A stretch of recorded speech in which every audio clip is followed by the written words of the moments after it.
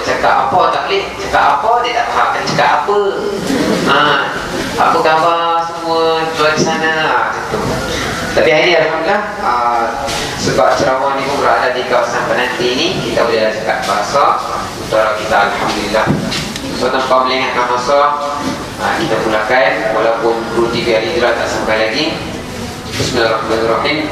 Rabbi shrah li sadri wa yassir li amri wahlul 'uqdatam min lisani yafqahu qawli.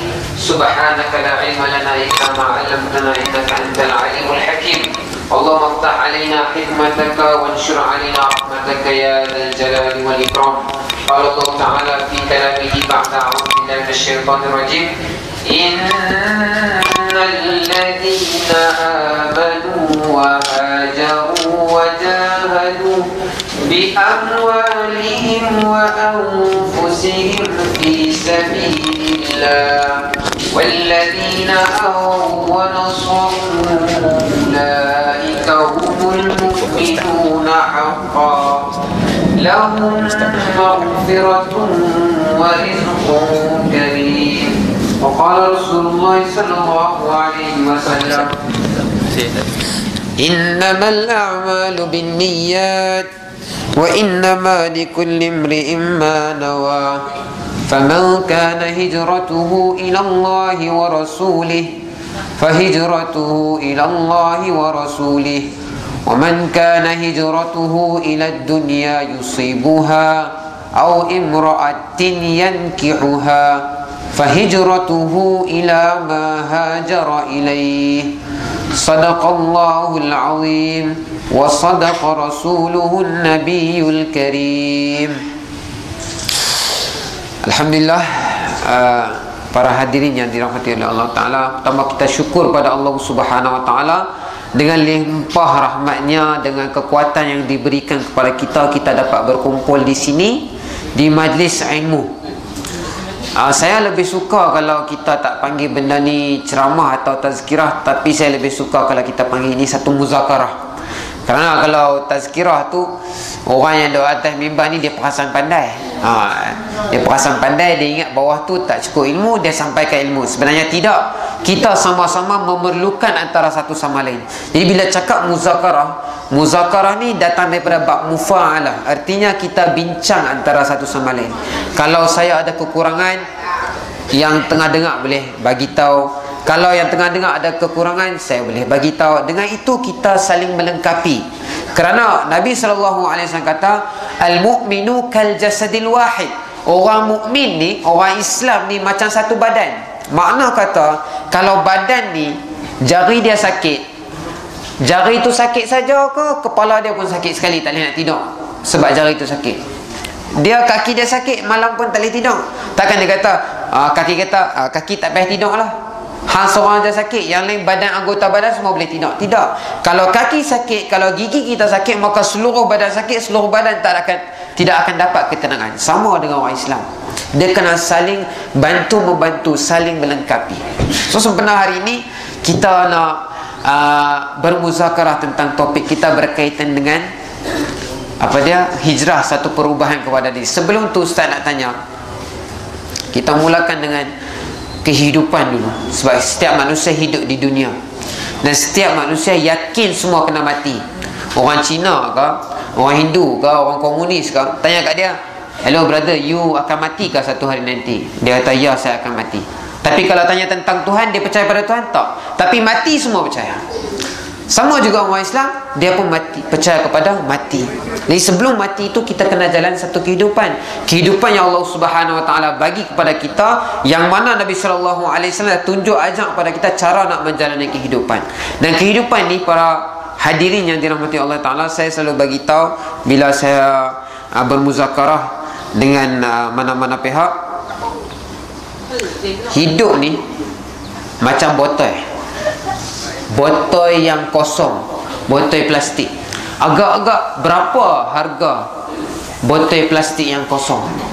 Siapa nak bagi tahu? Agak-agak teka lah kan. Kalau soalan susah sangat, teka lah cuba. Berapa rupang, berapa dik? Pak, sekupang tu zaman kau dulu. Zaman kami tak ada sekupang. Berapa sekarang? Mungkin 5 kupang lah kita kata. 5 kupang. Paling mahal mungkin 8 kupang botol plastik yang kosong. Tetapi para hadirin yang dirahmati oleh Allah Ta'ala, kalau botol kosong yang sama tu kita isi dengan air mineral, berapa harga dia?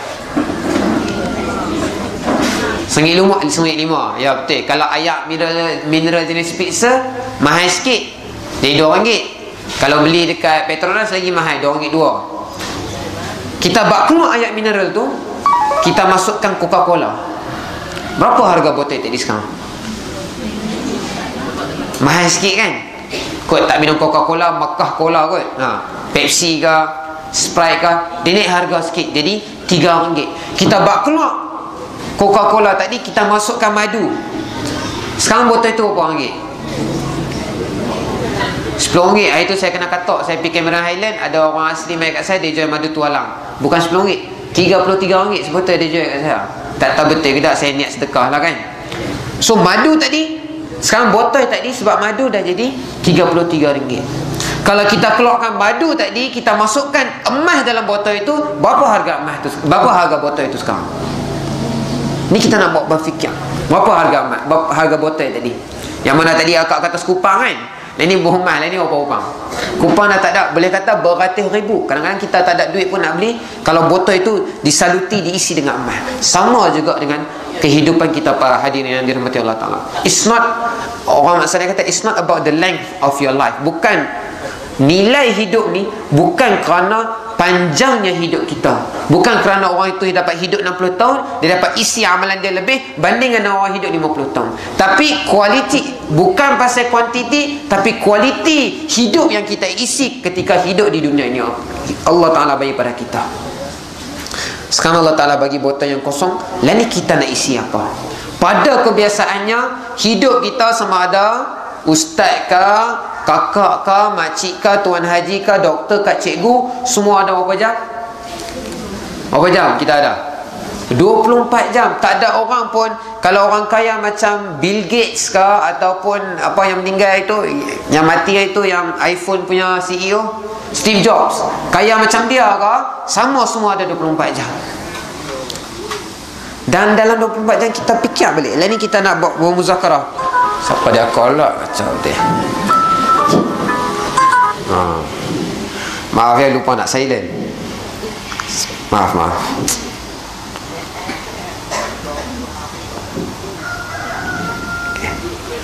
Ya.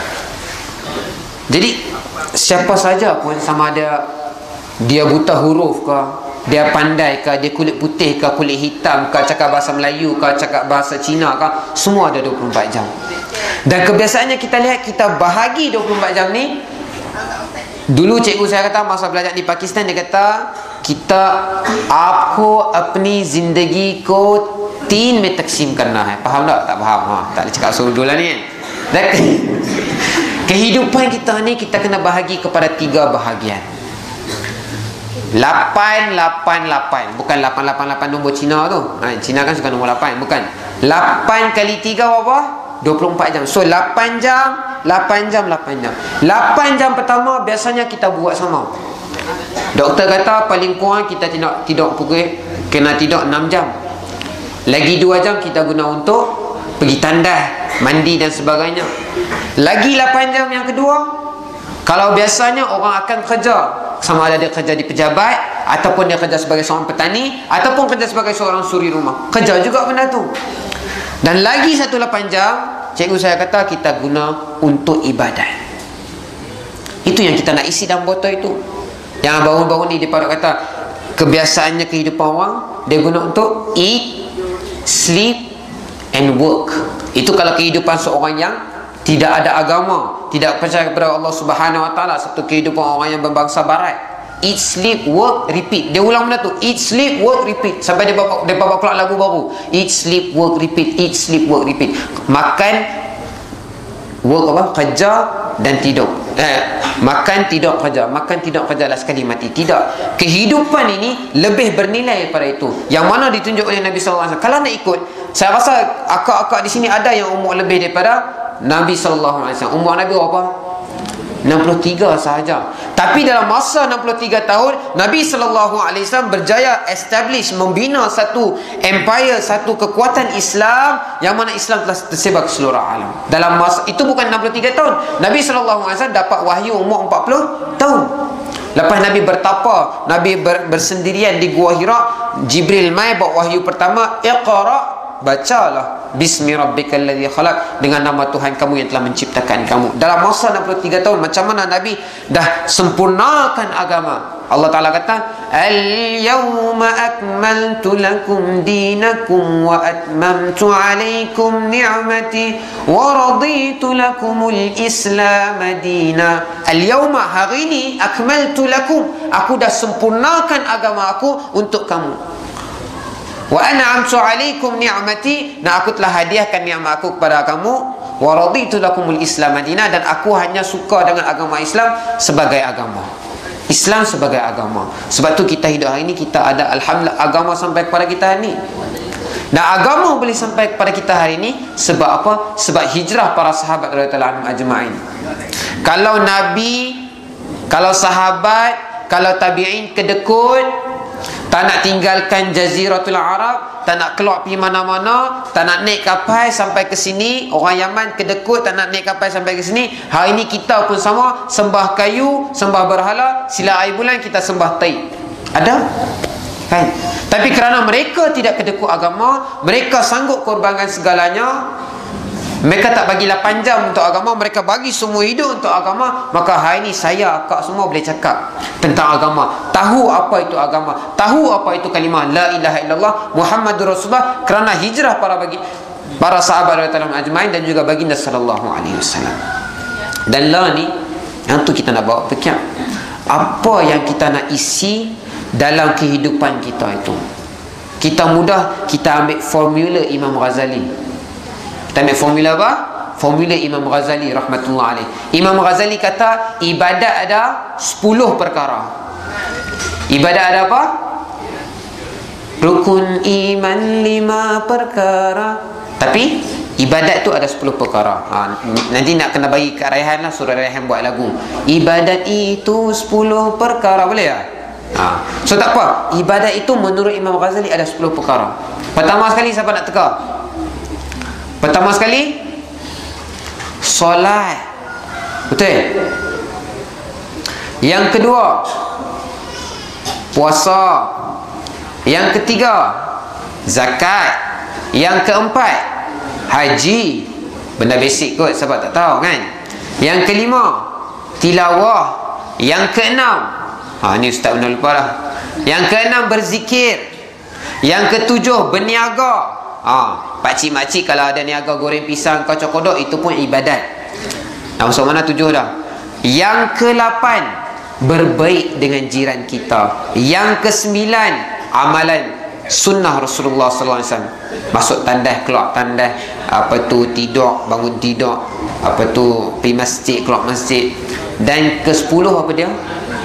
Berdakwah.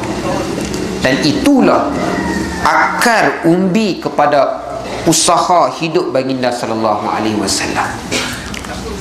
Apa dia boleh ulang? Siapa boleh ulang? Yang pertama apa tadi? Solat. Yang kedua, puasa. Yang ketiga, zakat. Yang keempat, haji. Yang kelima, tilawah. Yang keenam, zikir. Yang ketujuh, berniaga. Yang ke-8, berbaik dengan jiran. Yang ke-9, amalan sunnah Nabi. Setiap pakaian, pakai kopiah, pakai jubah, pakai miswak, pakai tudung dan sebagainya lah. Dan ke-10, berdakwah. Dan ini 10 ini, kalau kita fokus betul-betul, kita boleh isi dalam botol kosong kita tadi, yang akak kata 10 kupang 5 dik. 10 kupang 5 dik, 10 kupang pula. 10 kupang jadi apa? Jadi RM1.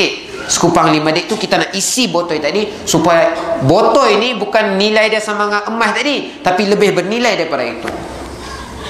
Kalau kita lihat solat, solat itu kalau kita katalah solat itu hanya 5 waktu. Kita pergi sembahyang subuh hanya 30 minit. Kita pergi sembahyang zuhur 15 minit.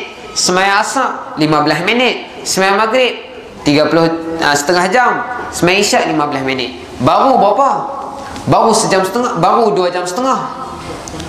Lagi 5 jam setengah, nak letak kat mana? Katalah puasa. Puasa biasanya, kebiasaannya kita hanya puasa bulan Ramadan. Kita masuk bab solat dulu. Solat itu bukan sahaja 5 waktu. Nabi SAW kata dalam sebuah hadis, sempurnakanlah solat wajib kamu dengan solat sunat kamu. Sebab biasanya bila kita solat, kita angkat Allahu Akbar, tanda Allahu Akbar ni, terjemah Allahu Akbar ni, bila kita solat Allahu Akbar, Allah Maha Besar, yang lain semua kecil. Dan ustaz saya bagi tahu dulu masa di Pakistan, Syekh Jamshid, dia kata bila kita angkat macam ni, pasal apa kita angkat macam ni? Pasal apa kita tak angkat macam tu? Atau kita angkat macam orang main? Pasal apa kena angkat macam tu? Dia tanya. Dia kata, bila kita solat, tahu tak macam satu orang kan, dia tengah angkat barang kan, dia letih, dia buang semua belakang. Dia angkat, dia buang.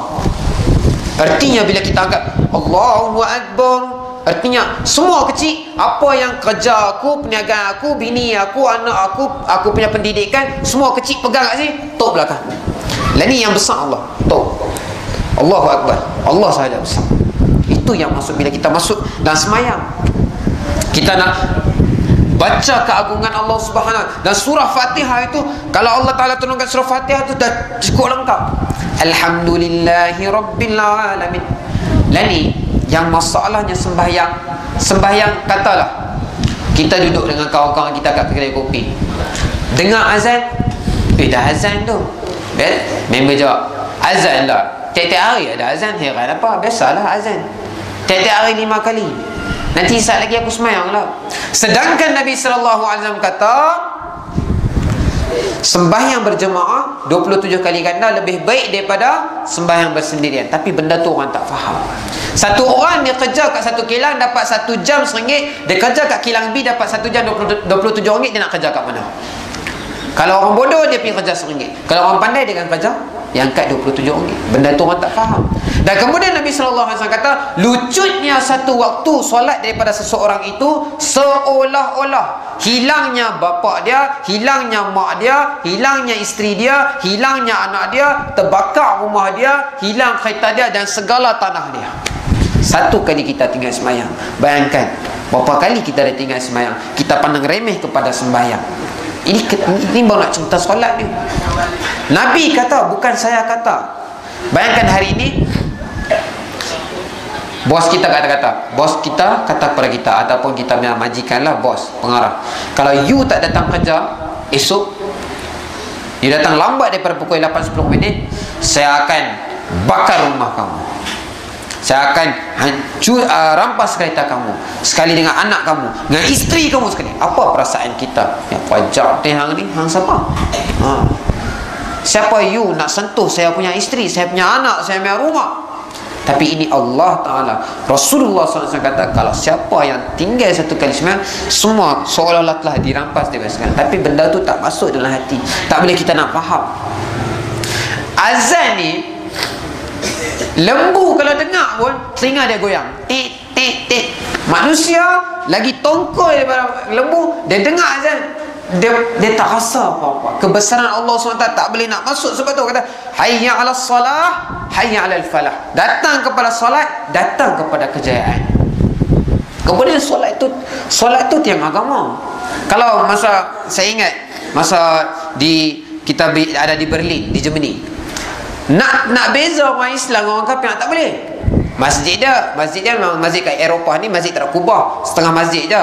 Yang masjid kami pergi tu dia macam masjid inilah, macam bentuk 3 segi ni. So nak tahu siapa dia orang Islam, nak tahu siapa dia orang kafir, bila masuk waktu Zuhur, yang masuk masjid itulah orang Islam. Itu perbezaan antara orang Islam dan kafir. Padahal pakai seluar jeans sama, pakai seluar jeans tak salah pun, pakai singlet sama kan. Tapi bila masuk waktu Zuhur, kita boleh nampak geng-geng Turki, geng-geng apa belah Chechnya punya geng, dia akan masuk masjid. Kita pun ikutlah masuk masjid. Tapi kalau orang kafir, dia tak masuk. Itu perbezaan. Tapi kita hari ini, kita tak anggap dah solat itu penting. Hari ini kita boleh bagi sembahyang, kita boleh kerja untuk 8 jam bagi overtime. Tapi Allah Ta'ala kata, kunci rezeki di mana? Dalam solat. Murah rezeki di mana? Dalam solat. Itu dia yang kita kena penting. Itu yang kenapa Ustaz cakap benda ni? Itu kita nak cakap tentang pengisian botol kosong kita yang sekupang 5 dik tu. Pertama sekali, kita isi dalam botol sekupang 5 dik tu solat kita. Tak cukup solat 5 waktu, kita sekurang-kurangnya kena ada solat duha, kena ada solat apa dia? Solat tahajud, solat awabin, solatul hajat. Kalau suka, saya dulu kata lah ustaz, beritahu kat cikgu saya, susahlah nak kena ada solat taubat, kena solat hajat, lepas tu solat tahajud, banyak lagi solat. Dia kata kamu boleh niat 7 jenis solat dalam 2 rakaat. Semayang 2 rakaat, pukul 8, pukul 9, niat duha, niat hajat, niat syukur, niat taubat, niat segalanya. Selagi hukum niat itu adalah sunat, boleh campur sekali. Mudah. Ad-dinu yusrun. Agama Islam tu mudah. Semayang Allahu Akbar, dapat pahala 7 jenis solat.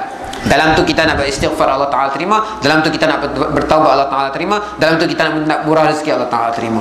Itu adalah senjata. Bila Nabi pergi atas, pergi ke langit, bawa turun solat, sahabat bergembira, taklah berdansa gembira. Lah ni kita dah ada connection dengan Allah Subhanahu Wa Ta'ala. Zaman dulu, zaman akak tak ada telefon, tapi bila kali pertama telefon dibawa ke Malaysia pada tahun 1940, bapa gembira orang. Oh, dah boleh telefon. Lah ni boleh call anak kerja dekat hutan, boleh call, tanya. Lah ni memang tak kira telefon dah. Lah ni Facebook, Skype lagi. Boleh tengok muka anak.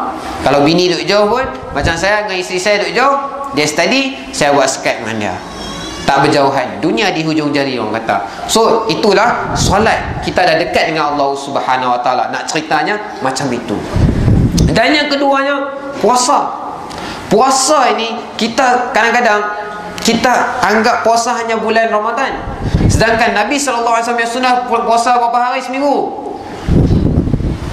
2 hari seminggu. Dan Masya Allah, orang barat ni biasalah, benda Islam dah jumpa 1400 tahun dahulu, mereka baru nak jumpa hari ni. Baru tahun lepas saya jumpa dengan seorang daripada London. Dia kata, dia baca dalam surat khabar mereka, The Guardian, dia kata the best diet in the world is to eat everything you want. Dia kata diet yang terbaik ni di dunia ni adalah makan apa saja hampa nak. Nak makan karipap kan, nak makan goreng pisang kan, nak makan cokodok kan, makan. But you have to fast for 2 days in 1 week. Tapi kena puasa 2 hari dan seminggu. Itu diet yang terbaik. Diet siapa tu? Diet baginda Muhammad sallallahu alaihi wasallam. Depa baru jumpa hari ni, kita Nabi dah bagi dah 1400 tahun dahulu.